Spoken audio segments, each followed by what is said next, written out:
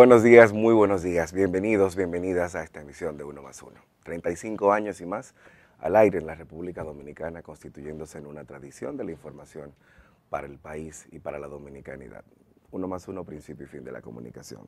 Hoy, martes 19 de septiembre, queremos darle las gracias por reanudar este compromiso histórico con esta casa Teleantillas.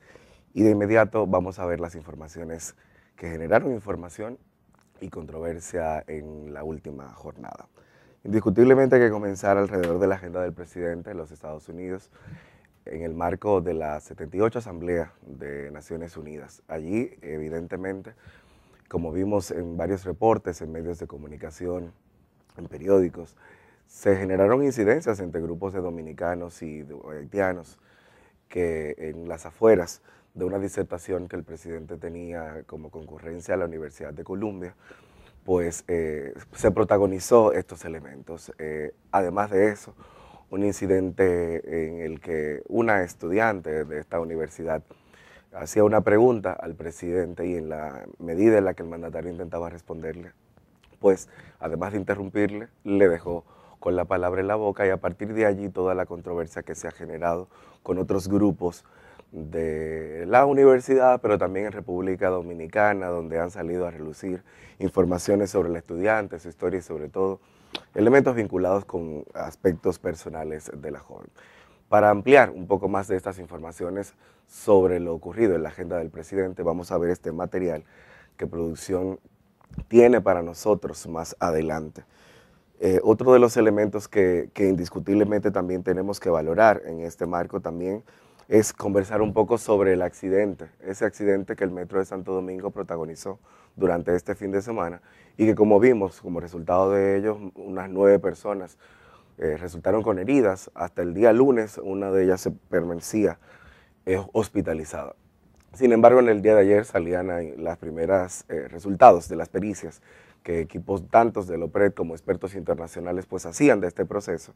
Y sobre esto, nuestra compañera Paola Báez ha preparado un material que queremos compartir con ustedes. Aquí veremos un poco cuáles han sido las incidencias y cuál es la posición de la OPRED en este sentido. Vamos a verlo, producción.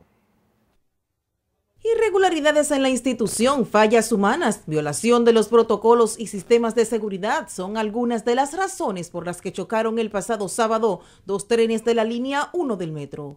Así lo afirmaron exconductores del sistema de transporte, quienes habían advertido sobre la situación y negaron tener algún tipo de relación con el hecho. El sistema de seguridad que nosotros tenemos nos impide accionar el tren o avanzar en el tren si la señal está en rojo. Si hay otro tren en la vía, tampoco el sistema nos permite. Solamente si usted violenta los sistemas de seguridad, o sea, que sin autorización usted asume eso, puede pasar ese incidente. Uno de los conductores, de lo que está implicado, ha cometido errores frecuentemente y aún así sigue siendo conductor. El tipo de amenaza que ellos están haciendo es que si seguimos en los medios expresando la situación interna que está pasando en el metro, nos va a traer diferentes consecuencias. A raíz de lo sucedido, los usuarios dijeron sentirse atemorizados de abordar los trenes y demandaron de las autoridades una investigación exhaustiva. Hay que investigar a ver cuál fue el origen de eso, si fue la persona que estaba manejando el metro o fue cosa de ellos. Uno viene con miedo, lamentablemente es así, hay que caminar con él con miedo, porque según los videos que tenemos aquí, ¿está correcto? No está correcto, porque nadie puede tener un celular manejando, porque por eso la vida de todo el mundo está en peligro. A las autoridades que tomen el caso en sus manos y que traten de resolver eso, porque los usuarios necesitan primero. Hasta el mediodía de este lunes, la OPRED no había ofrecido ninguna información sobre las posibles causas del choque, mientras los pacientes heridos que permanecían ingresados en el hospital Ney Arias Lora fueron dados de alta. Paola Báez, Informativos Teleantillas. Hay varias cosas que destacar de esto que vemos como resumen informativo sobre el incidente del metro durante el fin de semana. La primera es que, bueno, la OPRED efectivamente, como ven, presentaba las informaciones de que la persona que conducía el vagón en ese momento no era una persona nueva. Y hay elementos que se suman a esta ecuación y que llaman la atención. Por un lado, parte de los empleados del metro desvinculados plantean que predijeron este suceso. Y evidentemente la nota que emite la OPRED deja entender algunos elementos de que además de que esta persona estaba vinculada con la institución desde 2012 y que había estado en esa posición, alcanzado esa posición como resultado de haber escalado posiciones, dejaba en entredicho que podía estar realmente vinculado con eso. Yo lo que creo que indiscutiblemente la sociedad dominicana como resultado de este proceso espera que estas investigaciones determinen efectivamente el nivel de implicación a profundidad y que de encontrarse de esta manera, visto no solamente como una falta, estamos hablando de un incidente que pudo haber costado decenas de vidas que estaban en riesgo en este momento, pues encuentre otro tipo de sanción que además permita una revisión exhaustiva de los protocolos. Salían a la luz precisamente durante todo el fin de semana algunas imágenes, una sobre todo emblemática, un video en el que se veía a una conductora del metro en un momento determinado conduciendo pendiente del celular. Y evidentemente eso no se correspondía con lo que había ocurrido en el incidente el fin de semana, pero ya la gente avisaba de que había elementos que eran constitutivos de vulnerabilidad para la seguridad del sistema y que efectivamente al parecer los sistemas de monitoreo y de supervisión de este proceso no estaban conforme a lo que los protocolos, por ejemplo, para este caso, debían de haber tomado en cuenta. Indiscutiblemente creo que ese es parte del proceso en el que las instituciones vinculadas con la seguridad del sistema de transporte en República Dominicana y en especial ese sistema especializado deben tomar en cuenta para estos fines. Yo quisiera compartir con ustedes también un poco de la información que se vio sobre el caso del incidente durante también este fin de semana en el que fallecieron 2 niñas y en el que varios adultos pues precisamente resultaron heridos. De este incidente, bueno, muy lamentable, 2 hermanitas precisamente perecen como resultado de este proceso. La persona, el conductor, dejó el vehículo abandonado y escapó.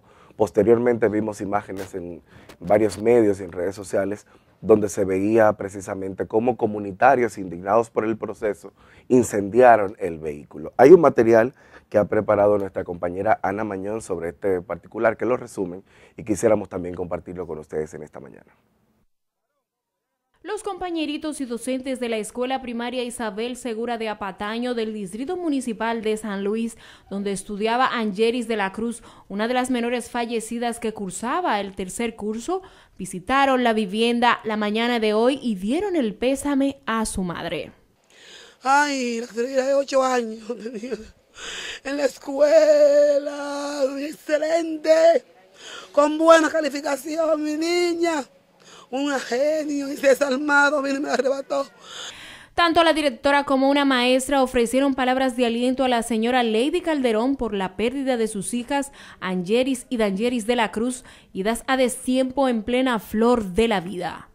A ella le gustaba orar, que ella era una niña solidaria, buena compañera, se comportaba excelente bien con su maestra. El viernes, que fue la última vez que tuvimos contacto, la niña estaba cantando en la clase que le pusimos, ella estaba tarateando una canción ahí y todos subieron a coro la canción. Yo dije, bueno, vamos a relajarnos todos hasta que la cantamos. Eso fue como una despedida para nosotros. Y es que el pasado sábado a las 9 de la noche, un conductor menor de edad que supuestamente manejaba a alta velocidad y bajo los efectos del alcohol, impactó la vivienda donde residían las hermanitas, ubicada en el barrio La Casita de San Luis, municipio Santo Domingo Oeste. Que fue entrevista, las 2 niñas estaban en su casa, ay, cenando, ay, vino ese desarmado. Ay, se metió con tu carro ahí en la casa. Ay, Dios mío, ay, se llevó la vida de mi niña. Ay, también de su tío. Ay, ayúdenlo ahí. Los parientes de ambas menores y de un tío llamado Adolfo Cáceres López, quien también falleció mientras recibía atenciones en un centro médico, temen que por ser menor el responsable sea dejado en libertad. Ese joven andaba muy duro y a través que andaba muy duro, cuando iba conduciendo ahí para doblar, él por un poquito me mata. Aquí no hay ley para los menores, tú sabes que no. Y él como él es menor de edad, ay, se atreven a soltarlo. Y le pedimos al presidente, Luis Abinader, que nos ayude con eso. Las niñas ya fueron sepultadas en el cementerio Cristo Salvador. Mientras tanto, el tío fallecido será velado mañana en la funeraria municipal del populoso sector de Cristo Rey en el Distrito Nacional. Ana Mañón, Informativos Teleantillas. Esto es un dolor de cabeza para la ciudad dominicana. Ayer, de hecho, lo tratábamos acá, en esta entrevista que le hacíamos a Hugo Veras, en este caso, como parte de su trabajo en el Intran. Y uno de los elementos que indiscutiblemente se destacan, varios, menor de edad, como presuntamente señalan, se da la huida, todavía hasta el día de hoy no se tiene formalmente información de cuál ha sido el procedimiento que se ha agotado y bajo los efectos de alcohol. Esto es lamentable y esto quisiéramos que fuera un hecho aislado, pero son hechos cada vez más constantes. Aprovecho también para dar la bienvenida a Milicen Uribe. Milicen. Buenas noches. Buenas noches. Precisamente, bueno, veíamos este resumen de un hecho muy lamentable con el caso del fallecimiento de estas dos niñas, a la que se le suma posteriormente el fallecimiento del tío, y justamente era lo que hablábamos ayer, precisamente con Hugo, de cómo esto todos los días es el caldo de cultivo, que no es un hecho aislado y es lo más lamentable. Sí, así es. El tema de la falta de supervisión, tanto a los conductores, a las conductoras, como a los vehículos, las condiciones en las que operan, sumado también a la falta de consecuencias, hace que personas puedan transitar de manera impune por República Dominicana y causar daños tan profundos, causar dolores tan grandes como este. Vamos a ver, ayer el director del Intran, Hugo Veras, dio muchas noticias, todas muy buenas. Yo creo que aquí lo importante es lograr que pasemos de las palabras a los hechos, y él daba una serie de plazos y yo le advertía que va tomando nota de cada uno de esos plazos, porque definitivamente ese es un tema importante y que amerita seguimiento. Y bueno, Stalin, hablando de temas importantes y que ameritan seguimiento, sin lugar a dudas, la visita del presidente a Nueva York para participar en la Asamblea número 78 de Naciones Unidas sigue generando noticias. Ayer, que fue ese primer día oficial de las visitas, se caracterizó por las controversias. Por un lado, el presidente tuvo una participación en un foro de líderes mundiales que celebró la prestigiosa Universidad de Columbia, y ahí pues tuvo un intercambio con estudiantes. Se hizo viral una pregunta que le hizo una estudiante que ha sido identificada como Lizzie George Griffin. Si tenemos el video con audio, producción, sería interesante ponerlo, porque es viral y es motivo de controversia en la opinión pública. La pregunta, la respuesta y la forma también en que se hizo. Vamos a verlo. What are your plans to rid the Dominican Republic of the racist attitudes of homophobia, transphobia, and colorism? What I am telling you, that's not a white problem in the Dominican Republic, because we are mixed race. Most 85% is a mixed race. We are also daughters or grandsons of immigrants. I don't think the United States have 35% occupied by foreigners in the maternity hospital. So, and we are not a rich country. Do we charge anything? You know that we don't charge nothing to women are being removed forcibly and they're being hurt, and they're well, that's your opinion, but that's not the real issue that we have there. You can see the records from... Well, that's not the real situation. Yes, it is. And we are having, well...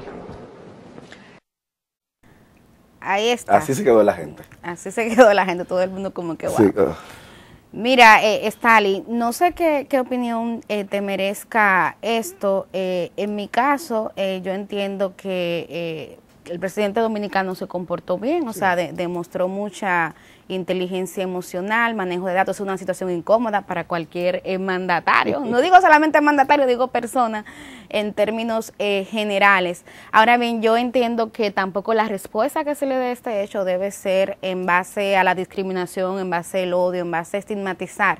Mira aquí esta caricatura que publica hoy el periódico El Día, la hace el talentoso Cristian, y el presidente dice, ok, escucha mi respuesta. No, el objetivo no es escuchar, solo era cuestionar.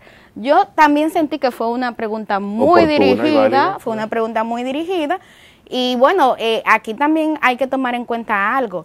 Esa es parte de la percepción que se tiene de República Dominicana con algunas acciones que se toman aquí a nivel local y que uno advierte, uno siempre se separa de opiniones que son masivas, pero uno advierte que pudieran causar percepciones como esta. Yo creo que hay que diferenciar entre el racismo, la discriminación y las políticas. Efectivamente, yo creo que sí, que en República Dominicana hay racismo, sin embargo, no es algo mayoritario, no es una política del Estado, pese a que hay algunas medidas que en algunas instituciones son discriminatorias, y tampoco es un sentimiento generalizado del pueblo dominicano. Pero yo creo que esto que pasó debe de servir para que nos pensemos mejor las cosas. Ahora bien, ha sido interesante porque el presidente ha tenido un respaldo mayoritario de parte de la sociedad. Escribía una amiga que hoy anda todo el mundo con el tricolor encendido. Yo creo que sí, creo que también a veces la forma en que se refutan las cosas hace que se pierdan la razón, y yo creo que en este caso, es un buen ejemplo para este estudiante, cualquier inquietud que ya tuviera, perdió la razón por la forma tan irrespetuosa en que se manejó. Uno siempre tiene que un poco guardar la compostura, respetar los escenarios, y al final de todo se trataba de un debate en una universidad y con un presidente. Entonces creo que ahí la forma en que se alteró la forma le quitó impacto al fondo. Para mí, parte de lo lamentable de este suceso, que bien puede servir precisamente para ejercicios académicos, de uno verlo con sus estudiantes, sobre cómo generar un marco de discusión y de debate con cordialidad y con respeto además para cada uno de los interlocutores. De hecho, la pregunta bien posicionada y con data además como soporte para ello. Sin embargo, precisamente esta forma, que sí creo que es un elemento que es lamentable de este suceso, que como siempre, quienes tienen sobre todo deficiencia o carencia de información con la que sustentar argumentos, se vayan y se conduzcan hacia términos personales.